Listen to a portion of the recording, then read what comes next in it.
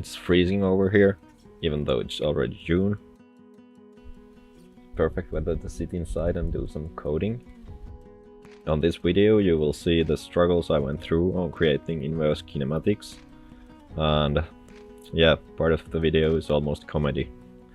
At first I thought I will not do inverse kinematics for the animations, but walking on steeper hills looked so glitchy that I could not ignore it. I was happy with how the character moved, so I wanted to create an inverse kinematic that just pulls the feet up if they sink underground. I used the animation rigging feature of Unity to make this happen. Core idea is that I have target spots near the character's hips that the feet will go towards if they are inside the ground.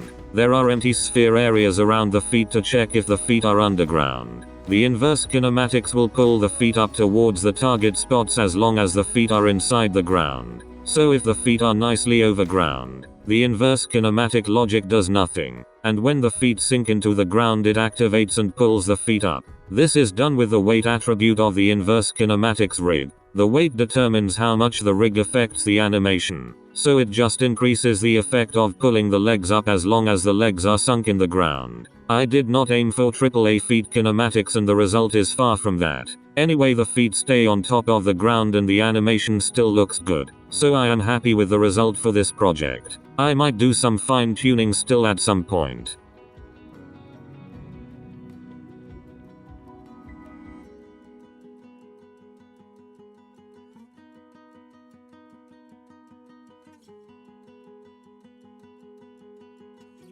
As a pleasant surprise, the kinematics worked great with other animations too. I had only the walking and running animations in my mind when working on this. As the inverse kinematics are on constantly, it affects also the attacks and prevents the feet from sinking underground.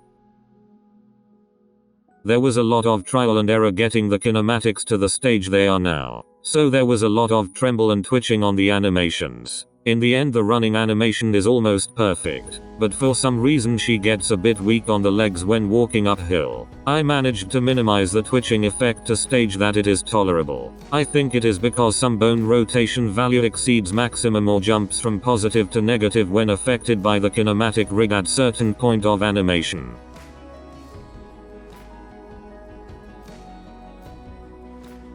Here I will show you the glitchiest stages of the process while explaining some problems. Biggest problem was that I had the animation controller on an empty game object under the rigged mesh as a child object to that game object. This is why the kinematics block the animation layer entirely. When I realized this, I left the bone renderer and rig builder components to the empty that has the scripts and logic, but put the rigs under the mesh in hierarchy. Now the inverse kinematics did not block the animation but affected it. Then it was a lot about fine-tuning the script and placements of the target and test points of the script. So I was happy that in the end the logic I had made up actually worked. If you find this interesting, please like and subscribe. If you want me to make a tutorial or go more into details on some of the content, just let me know on the comment section. Also, any feedback is more than welcome. Thank you for watching and hope you come back for the next video. Have a great rest of the day.